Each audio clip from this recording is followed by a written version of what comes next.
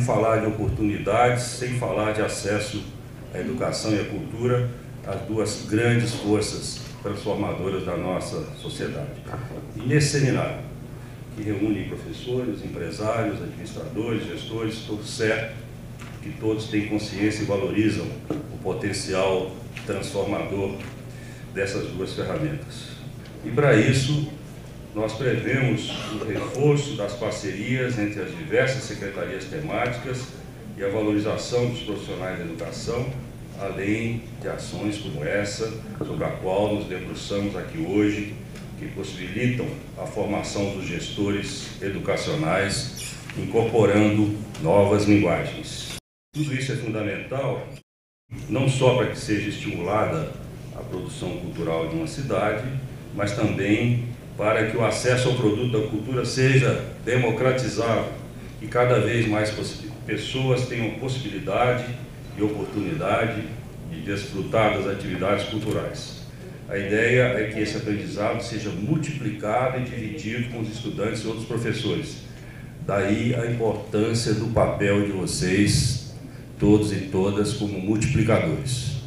É um grande desafio que temos pela frente, mas a minha esperança cresce quando vejo aqui o envolvimento de todas essas pessoas, os nossos parceiros, a equipe da Prefeitura e especialmente vocês, profissionais da educação, que investem horas dos seus dias, dos seus momentos de lazer, dos seus fins de semana, buscando esse aprimoramento.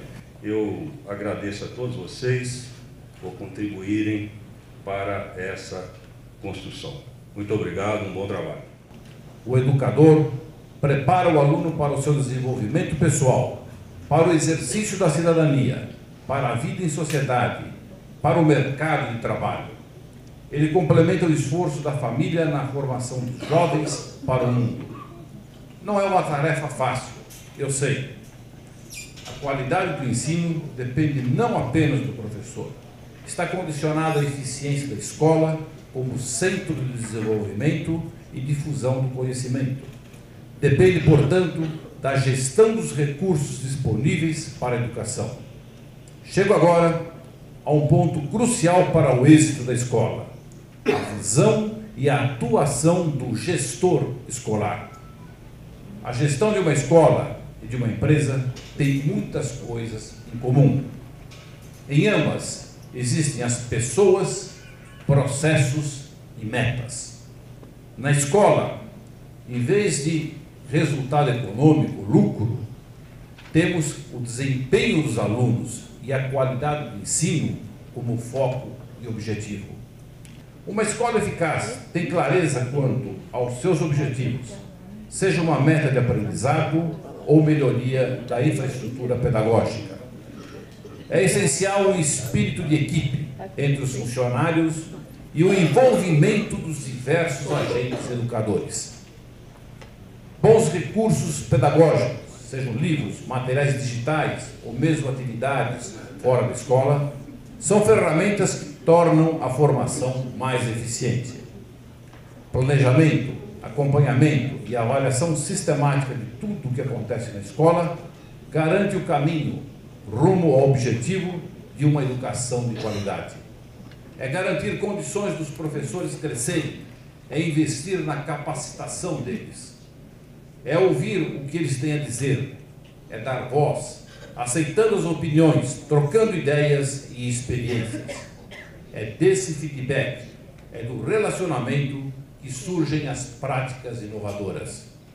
O outro dia mesmo, vi uma dissertação sobre gestão escolar, que destacava a necessidade dos alunos serem reconhecidos e haver uma relação pessoal de confiança e afetividade com os professores e com a direção das escolas.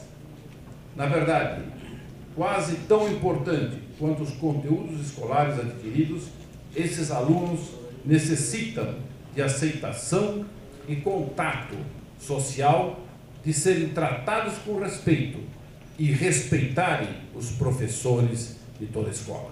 Sentirem-se inseridos numa realidade social equilibrada. Esse é o segredo para uma escola eficaz, uma escola de sucesso, gestão, liderança e preocupação com as pessoas. A educação é o caminho mais importante para o desenvolvimento pessoal e também econômico, político e institucional de um país. Só depende de nós. O Brasil está passando por uma etapa de desenvolvimento em que não só é requerido talentos para mais modernos, mais adaptados a novas ferramentas de trabalho e as dinâmicas de trabalho, mas também em quantidade. A matéria-prima desses talentos vem de vocês. São da escola e nas famílias que se formam os futuros talentos. E hoje em dia, nós temos, poderíamos realmente aí, forçando um pouco, temos um apagão de talentos por uma demanda maior que a oferta, por falta de mão de obra qualificada. É daqui que sai a nossa deficiência competitiva, é daqui que sai o custo do Brasil, é daqui que sai a dificuldade de nós arrancarmos por um processo sustentável de desenvolvimento. E se não começarmos das escolas, realmente, não é questão nem de ter mais ou menos desenvolvimento, mais ou menos crescimento. O apagão vai continuar do mesmo jeito. Na Andrade, cuidar de gente é uma responsabilidade absolutamente intransferível.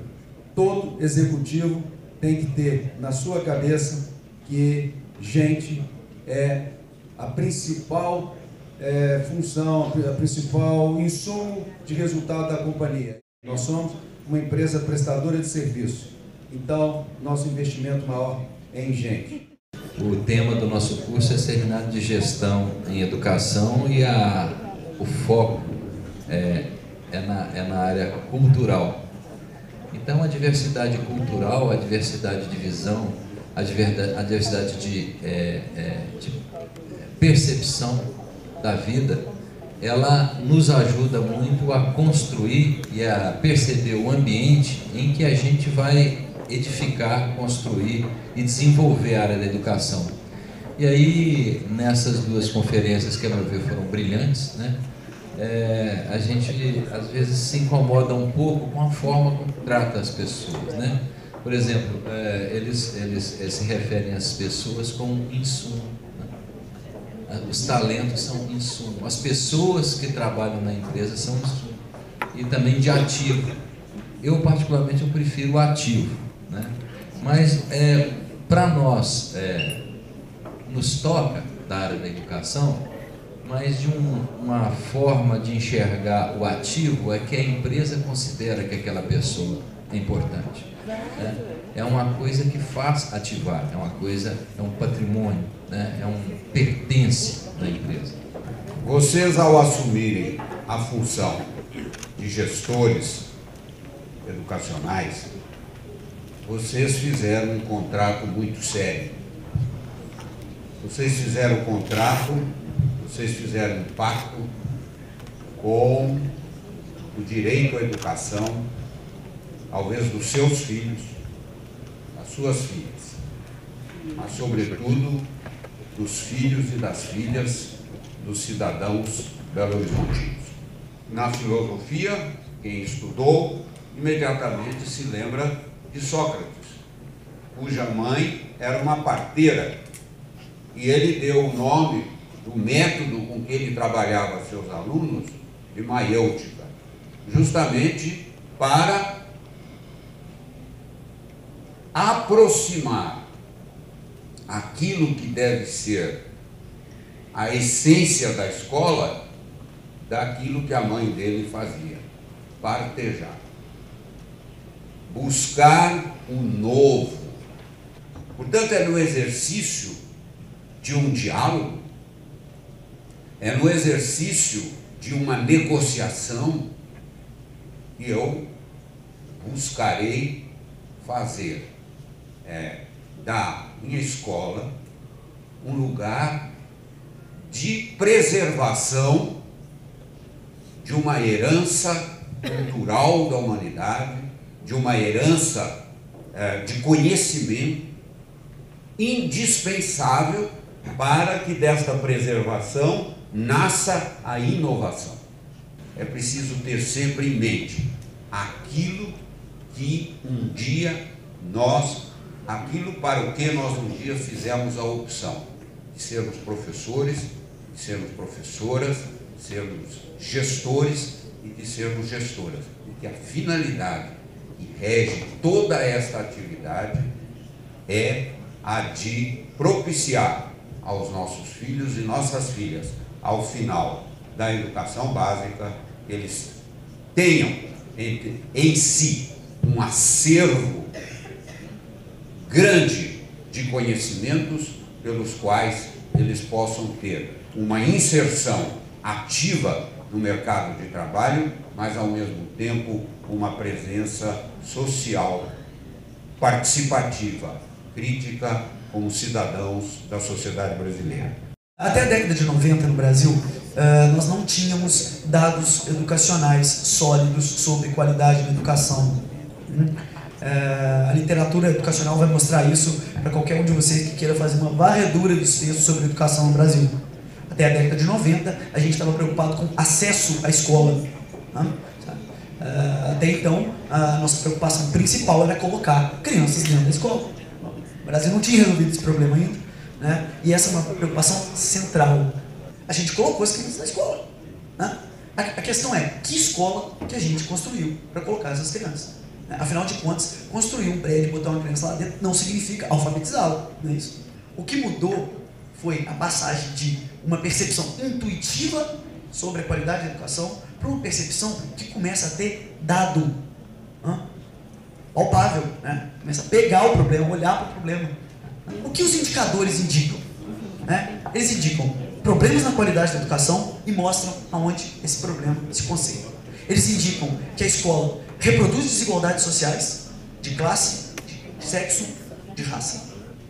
Eles indicam o que a gente puder tirar deles. Quem já teve contato com algum resultado de algum sistema de avaliação no Brasil e viu aquelas médias de proficiência, aquele número por si só ele não significa nada se eu não puder explicá-lo. Existe um realismo escolar. O que é o realismo escolar? É uma maturidade em olhar para a escola naquilo que ela de fato tem a oferecer. A escola é capaz de resolver todos os problemas sociais? Não. Existe demais dela.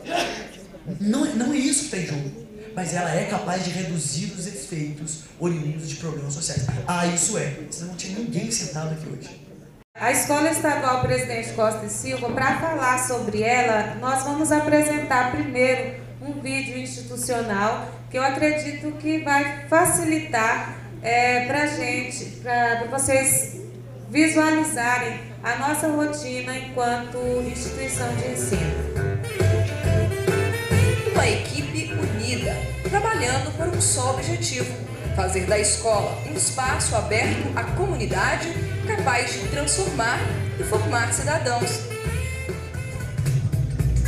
É assim que acontece na Escola Estadual Presidente Costa e Silva, localizada em Gurupi, sudoeste do Tocantins, a 230 quilômetros da capital. Várias ações ajudaram a reduzir a evasão escolar, motivar os estudantes e integrar a família dentro do universo escolar. O diretor ele tem que estar antenado e conhecer, dominar todas as gestões de uma escola.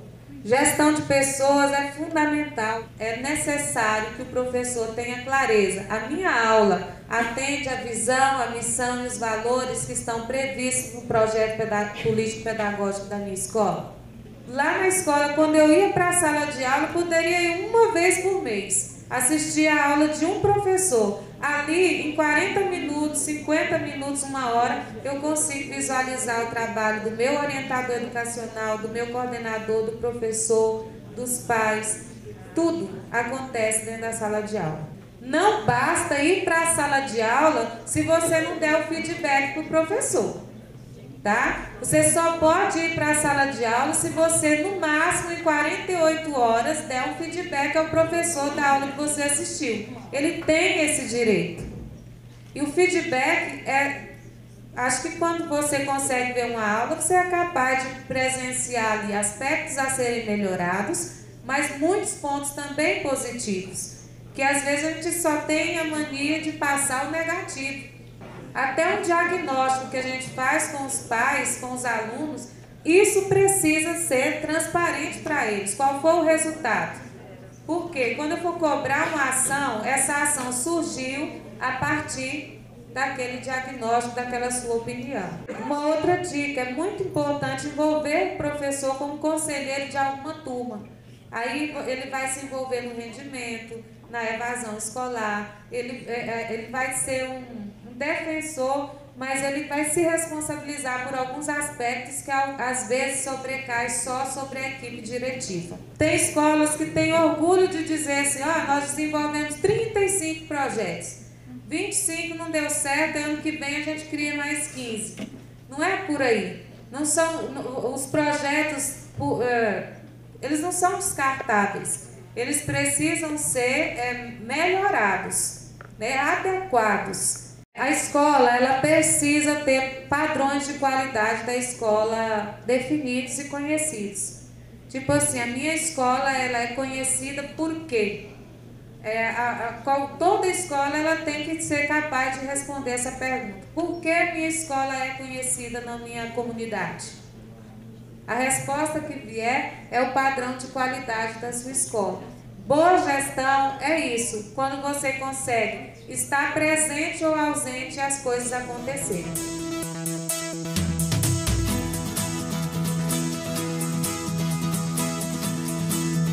Estamos entendendo esse projeto como um grande passo, né? Se a gente conseguir, como nós estamos nos sentindo agentes mesmo, né, de executar essa ação lá na ponta, eu penso que é uma grande revolução, né, no ensino, na nossa proposta de educação, que é integral.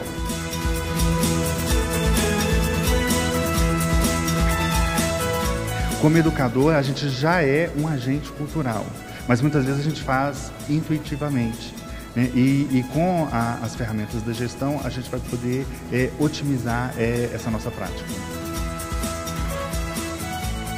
Então, esse trabalho de gestão, né, na escola vai propiciar isso, essa busca por esse novo, né, resgatar esse conhecimento.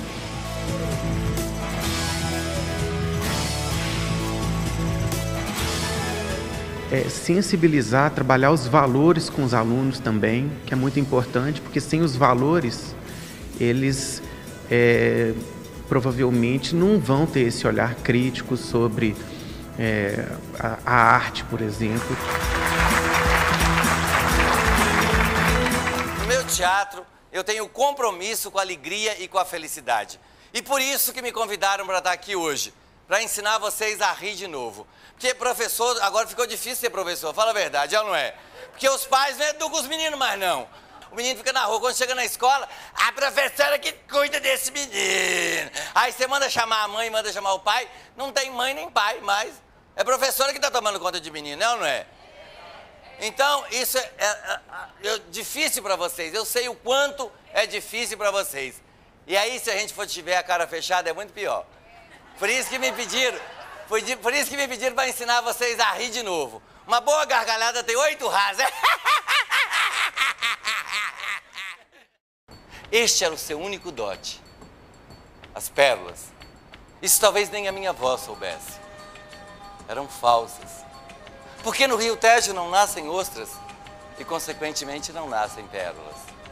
Essas eram efêmeras, como a morte, como a arte, como o riso e como a vida. Obrigado.